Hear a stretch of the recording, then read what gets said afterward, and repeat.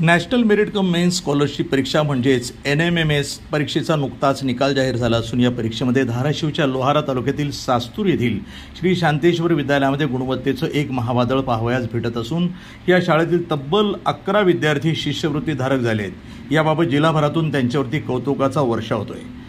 आर्थिक दुर्बल घटकातील प्रज्ञावान विद्यार्थ्यांचा शोध घेऊन त्यांना सर्वोत्तम शिक्षण मिळण्यासाठी आर्थिक सहाय्य करणं, आर्थिक दुर्बलतेमुळे विद्यार्थ्यांची उच्च शिक्षणातील गळती रोखणं हा या योजनेचे उद्दिष्ट असून विना अनुदानित शाळा, केंद्रीय विद्यालय, जवाहर नवोदय विद्यालय, सैनिकी शाळा आदी इतर काही शाळांतील विद्यार्थ्यांना ही परीक्षा देता येते। लोहारा तालुक्यातील सास्तूरच्या श्री शांतेश्वर विद्यालयातील तब्बल 11 विद्यार्थ्यांचा केंद्रीय स्कॉलरशिप निवड यादीमध्ये समावेश झाला असून या सर्व विद्यार्थ्यांनी शाळेचा जिल्हाभरातून कौतुक होते।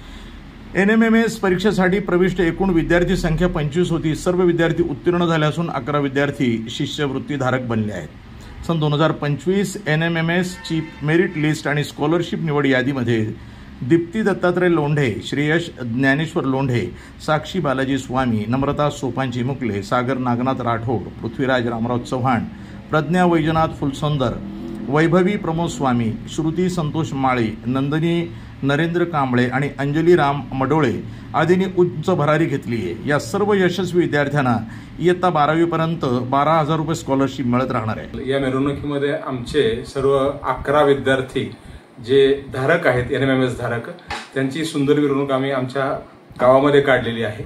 या विद्यार्थ्यांनी खरं तर ग्रामीण भागामध्ये पंचक्रोशीमध्ये खूप मोठं यश संपादन केलेलं आहे। NMMS ही आर्थिक दुर्बल घटकांसाठी असणारी परीक्षा आहे। त्यामध्ये खेडेगावातल्या शाळेनं 11 विद्यार्थी धारक होणं ही काही लहान गोष्ट नाही। जिल्ह्यामध्ये आम्ही आमच्या शाळेचा म्हणजे श्री शांतेश्वर विद्यालय सास्तूरचा एक खूप मोठा दबदबा निर्माण केलेला आहे। तो दबदबा आम्ही कायमच ठेवत आहोत।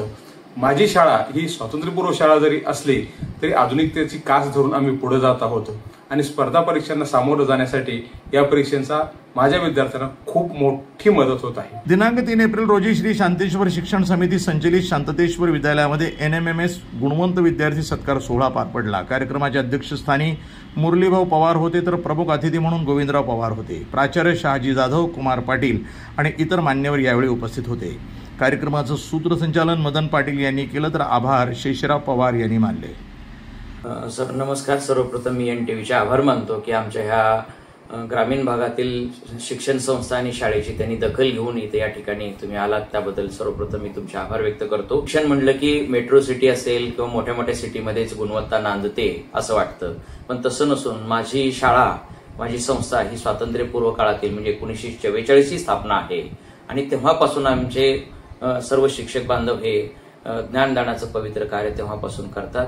त्याचा इतिहास खूप मोठा आहे, इतिहास सांगत नाही, पण आता सध्याच्या टप्प्यामध्ये जर विचार केलं तर शहरी भाग आणि ग्रामीण भाग अशी वेगवेगळी तुलना करते आणि प्रत्येक पालकाचा ओढा हा शहरी भागाकडे आहे, पण त्यांना आम्ही थोडासा एक वेगळं पॅटर्न निर्माण केलेलं आहे। आम्ही शांतेश्वर विद्यालयाचे माझे सर्व शिक्षक स्टाफ हा नवीन आहे, गुणवत्ताधारक आहे आणि गेली 2-3 वर्षापासून आम्ही पाहतोय की सर्व ज्या स्पर्धा परीक्षा आहेत शासन स्तरावर राबवणाऱ्या त्या प्रत्येक स्पर्धा परीक्षेमध्ये आमच्या शाळेचे विद्यार्थी हे भाग घेतात आणि त्याच्यामध्ये स्कॉलरशिप पात्र होतात, स्कॉलरशिप धारक होतात। हे त्याचं एक उत्तम उदाहरण म्हणजे यावर्षी एकूण 25 विद्यार्थी त्या परीक्षेला बसलेले होते। त्या 25च्या 25 विद्यार्थी खूप चांगल्या मार्काने पास झाले, पण 11 विद्यार्थी हे त्याच्यात गुणवत्ताधारक बनले। म्हणून सगळ्यांनी ठरवलं की बाबा खरोखर हे अतिशय जवळपास आता माझ्या शाळेला बाहेरगावून येणाऱ्या जवळपास 5 ते 6 खेड्यागावाचे विद्यार्थी येतात। त्यांच्या येण्या जाण्याची सोय आम्ही स्कूल बसने केलेली आहे।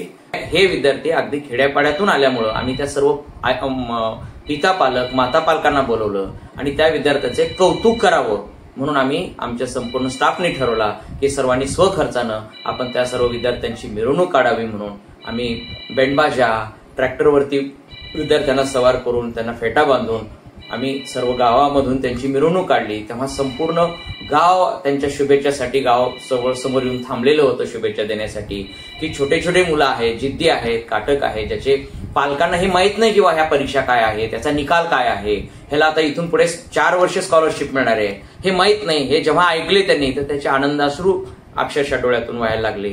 तर नक्कीच याच्या पुढच्याही काळामध्ये आपल्याला अशा प्रकारचे अनेक वेगवेगळे उपक्रम आम्ही आमच्या या शाळेमध्ये राबवत आहोत, राबवणारही आहोत।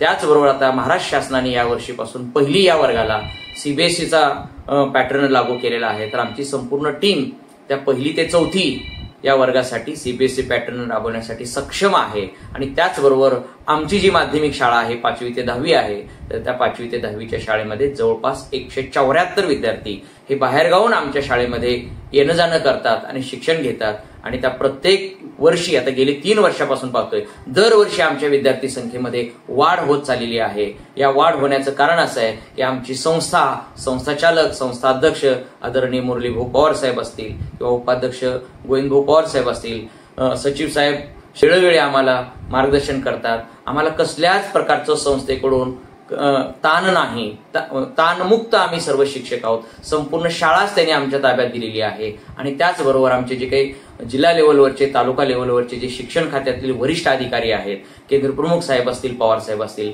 गट शिक्षण अधिकारी बिराजदार साहेब असतील, शिक्षणाधिकारी मॅडम, या सगळ्यांचं आम्हाला वेळोवेळी सहकार्य लाभतं आणि त्यांनी वेळोवेळी मार्गदर्शन करतात. आणि त्यांच्या मार्गदर्शनाप्रमाणे आम्ही सगळेजण चोख काम करतो आणि त्या कामातूनच हे उगवलेलं हे आजच्या 11 विद्यार्थ्यांचं यश आहे. प्रतिनिधी सचिन बिद्री, उमरगा, धाराशिव, NTV न्यूज मराठी.